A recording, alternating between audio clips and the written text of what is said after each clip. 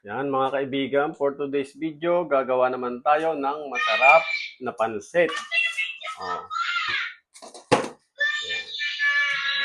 Yan, unahin natin igisa ang karne. Okay, yan. Natin muna siyang gigisa. Medyo tostahin natin ng konti. Golden brown, yan, okay. At isunod natin ang bawang at sibuyas. Yan.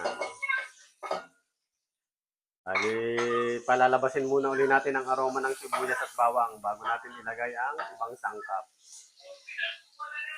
Okay. At isunod natin ang carrots. Yan. Yan. Ilagay na rin natin ang carrots, mga kaibigan. Okay. At isunod naman natin ang beans, mga kaibigan. Yan. Okay. Halu-haluin muna uli hanggang sa lumambot ng konti. Lahukan na natin siya ng konting patis, pampalasa. Okay. Natin ng paminta. Yan. Kasi yung paminta ay pampalasa rin yan, pampasarap. Okay. Lagyan din natin siya ng konting oyster sauce.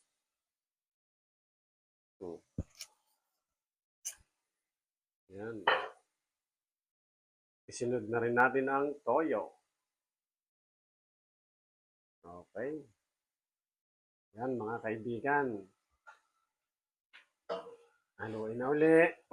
Then maya-maya, titikman kung okay. Okay, lagyan na rin naman natin siya ng tubig para templahan na natin. Yan mga kaibigan. Titikman natin kung may lasa at pagkatapos ilalagay na ang pansit. Yan mga kaibigan, lagay na natin ang pansit. Okay. Hahaluin natin yung mabuti. Oh, yan. Mamaya, titikman natin kung kaano kasarap ang luto namin mga kaibigan. Yan mga kaibigan, nilagay na natin ang repolyo. At maya-maya, tapos na to. Yan mga kaibigan, haluin lang natin siya ng mabuti. Para yung sangkap ay lumasa rin sa pansit. At maya-maya, okay na to. Yan na mga kaibigan.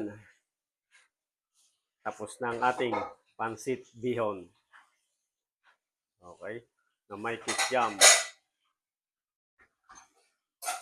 Okay.